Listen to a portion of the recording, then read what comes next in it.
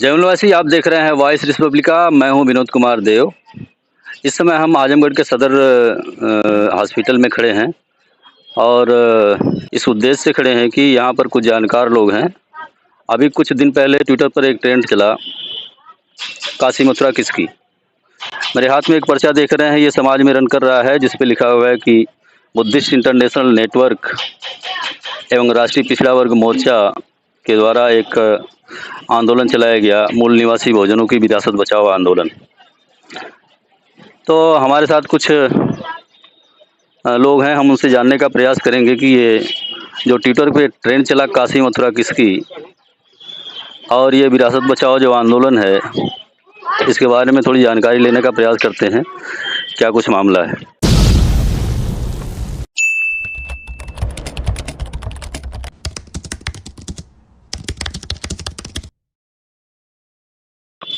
Sir नाम बताएंगे अपना? मेरा नाम शैलेश कुमार यादव, राष्ट्रीय पिछड़ा वर्ग मोर्चा कार्यकारी प्रदेश अध्यक्ष उत्तर प्रदेश। सर ट्विटर पे एक ट्रेंड चला अभी कि काशी मथुरा किसकी, इसके बारे में क्या बोलना है आपको? ये काशी मथुरा किसकी, ये ट्विटर पे जो ट्रेंड चला, तो ये जो बौद्धों की विरासत है उसको बचाने के लिए ये काशी मथुरा जो बौद्धों की नगरी है। बौद्धों की कैसे सर? वहाँ तो दिखाई देता है कि वहाँ पे दूसरे लोगों का कब्जा है, सवर्ण लोगों का कब्जा है। दिखाई देता है कि सवर्ण लोगों का कब्जा है, तो आप लोगों को पता होगा कि अभी कुछ दिन पहले ज्ञानवापी मस्जिद का मामला उठा था। तो ज्ञानवापी मस्जिद का जो मामला उठा तो उन्होंने ये एक तरफा प्रचार किया कि मंदिर तोड़कर मस्जिद बनाई गई, लेकिन जो बौद्धों की विरासत थी, सम्राट अशोक जो मौर्यकालीन जो अवशेष मिलते हैं वो मौर्यकालीन को तोड़कर मंदिर में तब्दील किया गया।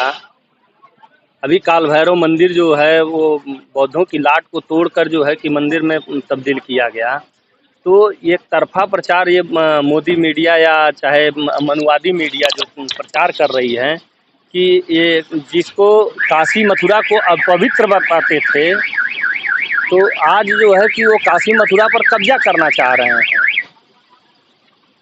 काशी मथुरा पे कब्जा करना चाह रहे हैं, तो काशी मथुरा पर तो कब्जा उनका है ही पहले से ही सर।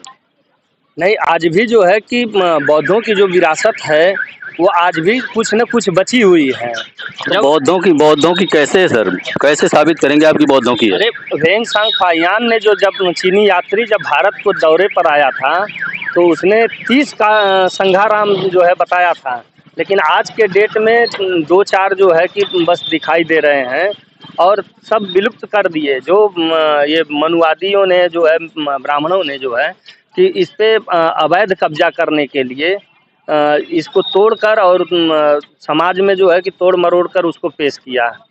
मतलब बौद्ध संघाराम को तोड़ करके उन्होंने मंदिर बनाए थे? हाँ, मंदिर बनाए, क्योंकि बौद्ध विरासत को ख़त्म कर रहे हैं, इसलिए कि बौद्धों की जो भारत जो ब्राह्मण हैं आज के डेट में, वो अपने जो अथर्ववेद में उन्होंने 7:22-14 में उन्होंने कहा कि किसी को बुखार होता है की तरफ जाता है, अंग देश और काशी और बनारस की तरफ चला जाए, बुखार जो है उधर चला जाए, उधर के लोग बीमार पड़े। जी जी।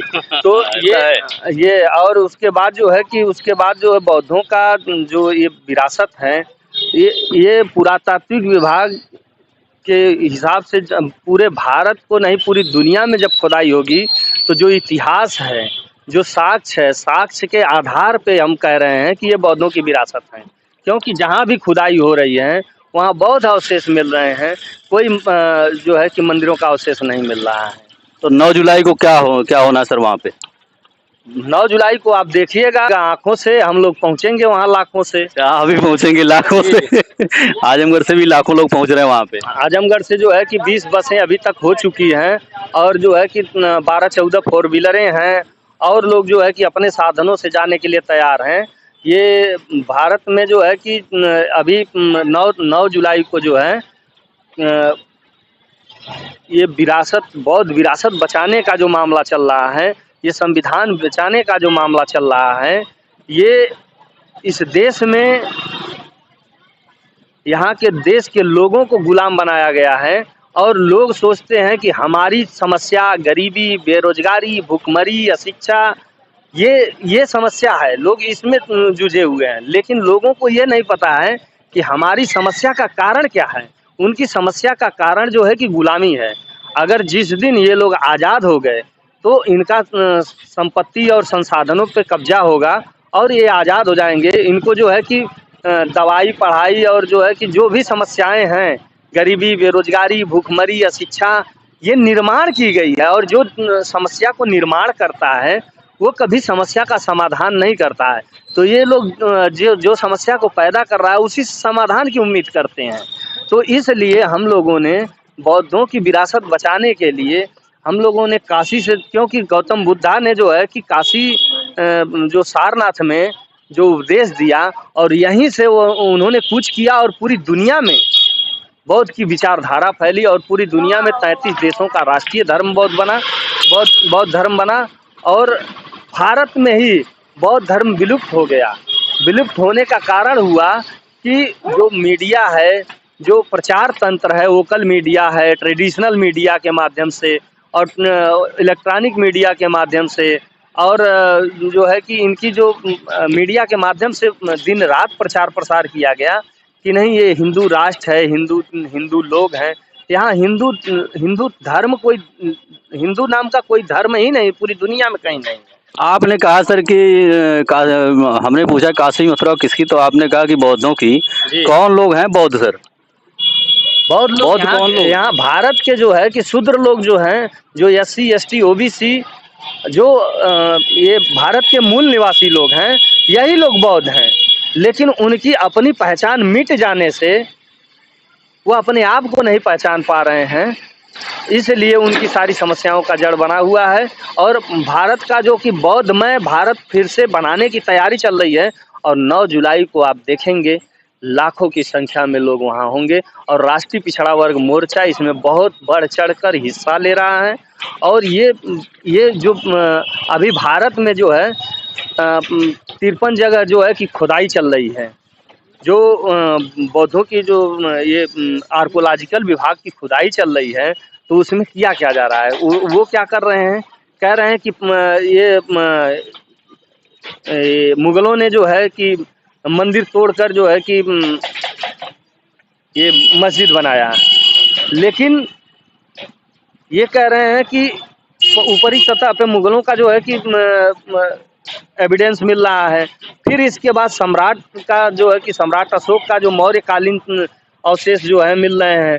फिर इसके बाद ये जो है कि जो महाभारत जो काल्पनिक है, महाकाव्य है, जिसकी कोई वास्तविकता आज तक नहीं मिली, उसको जो है कि ये नीचे दिखा रहे हैं कि ये महाभारत का जो कि ये उसको जाहिर कर रहे हैं, जो ब्राह्मण राज स्थापित करना चाहते हैं, यहाँ के लोगों को फिर से गुलाम बनाना चाहते हैं। तो वो स्थापित करने के लिए आर्कोलॉजिकल विभाग के माध्यम से ये घुसपैठ किए हुए हैं कि हमारे इतिहास को मिटाने की तैयारी की जा रही है। क्योंकि इतिहास एक विरासत होता है, इतिहास एक जो है कि धरोहर होती है। जिसका इतिहास मिट जाता है वह ऑटोमेटिक मिट जाता है। जैसे लोग अपने इतिहास को भूल गए, इसलिए आज उनके सामने गरीबी है, भूखमरी है, बेरोजगारी है, अशिक्षा है। ये सारी समस्याओं का कारण जो है उनका इतिहास। क्योंकि आज भी देखते हैं कि जहाँ शादियाँ होती हैं, महिलाएं आज भी गीत गाती हैं कि सोने के थाली में जेवना बनाएं, मतलब अपने रिश्तेदार को सोने की थाली में। वास्तव में भारत जब सोने की चिड़िया था तो वास्तव में सोने की थाली में उनको खाना खिलाते थे अपने मेहमान लोगों को। लेकिन ये जो बोल चाल में जो सोने की चिड़िया था, वास्तव में हमारे लोग शासक हुआ करते थे, राजा हुआ करते थे, उनके घरों में सोने की थालियां हुआ करती थी।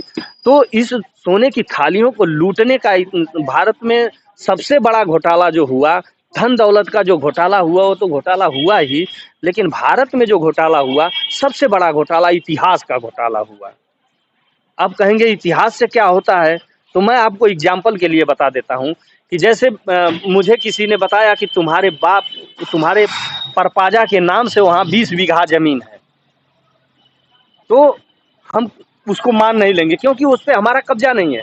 उस पर जैसे आज बौद्धों के विरासत पे जो है ब्राह्मणों का कब्जा हो गया, आज हिंदू राष्ट्र घोषणा करने की बात कर रहे हैं, उसी तरह जैसे हमारी 20 बीघा ज़मीन है, तो हम उसको ढूँढेंगे, तो हम क्या ढूँढेंगे, उसको साक्ष्य ढूँढेंगे और साक्ष्य के आधार पे जो हमको एविडेंस मिलेगा, हम उसके आधार पे तो फिर हम संवैधानिक दायरे में रह के उसको जो है कि उसकी नकल निकालेंगे, उसको जो है कि हमारे जो बाप-दादा के नाम से जो ज़मीनें विरासत थी, तो उस विरासत को ढूँढेंगे। जब हमको जानकारी होगी, तो हम उसके लिए लड़ेंगे, भले वो कब्ज़ा किया हुआ है।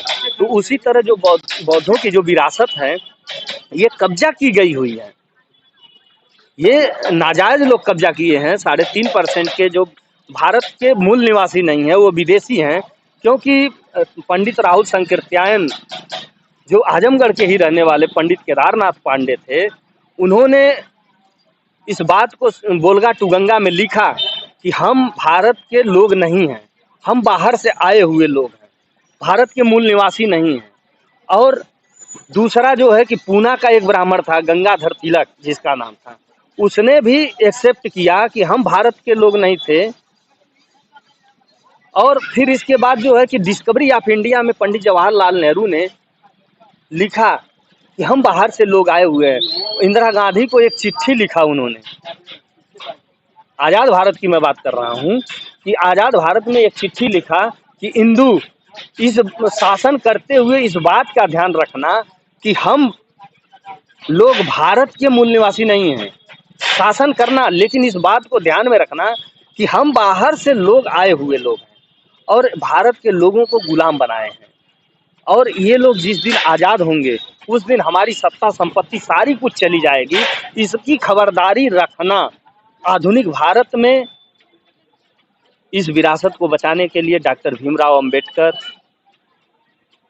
सत्यशोधक ज्योतिबा फूले, छत्रपति साहू जी महाराज इस विरासत को, राजा थे छत्रपति साहू जी महाराज, राजा थे, उनको किसी चीज़ की ज़रूरत नहीं थी, लेकिन उन्होंने इतिहास को जाना, और इतिहास को जाना तो ज़मीनी स्तर पर उन्होंने बौद्धों की विरासत को बचाने के लिए अपनी जवानी, जिंदगानी, समय, राजा थे, उनको क्या ज़रूरत थी। तो आप भी ये 9 जुलाई का जो कार्यक्रम, 9 जुलाई 2023 का जो कार्यक्रम है, बौद्धों की विरासत बचाने का आंदोलन चला रहे हैं और ये बौद्धों की विरासत बचाने का काम करेंगे। बौद्धों की विरासत बचाएंगे तभी हमारी आने वाली नस्ल बच सकती है।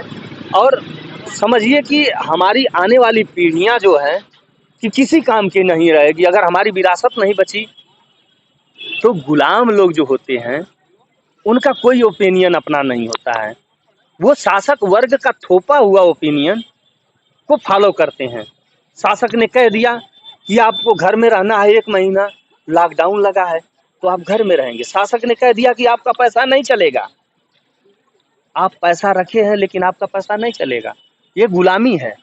गुलामी और आज़ादी क्या होती है, मैं आपको एक एग्जाम्पल के तौर पे बता दूं कि आज़ादी जैसे किसी तोते को आप पिंजड़े में बंद कर लीजिए, उसको भूख लगेगी तो खाना मांगेगा, प्यास लगेगी तो पानी मांगेगा, लेकिन उसको पिंजड़े से खोल दिया जाए तो वो न खाना मांगेगा न पानी मांगेगा।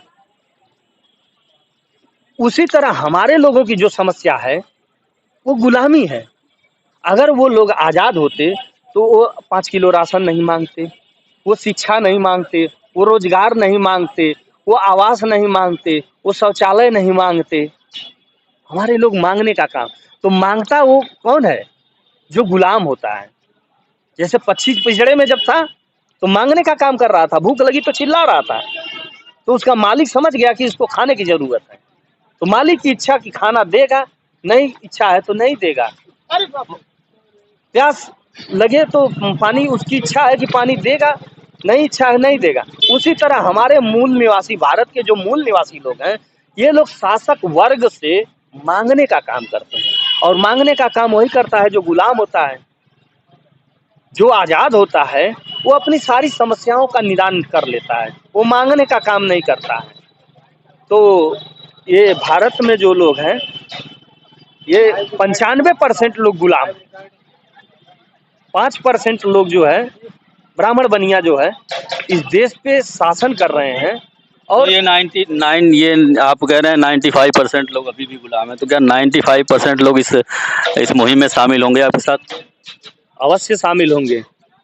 तो SC ST OBC एंड इससे कन्वर्टेड माइनॉरिटी भी इसमें शामिल अभी 6243 जातियां हैं, जिसमें से 4500 जातियां हमारे इस संगठन के साथ हमारा साथ दे रही हैं, सहयोग कर रही हैं।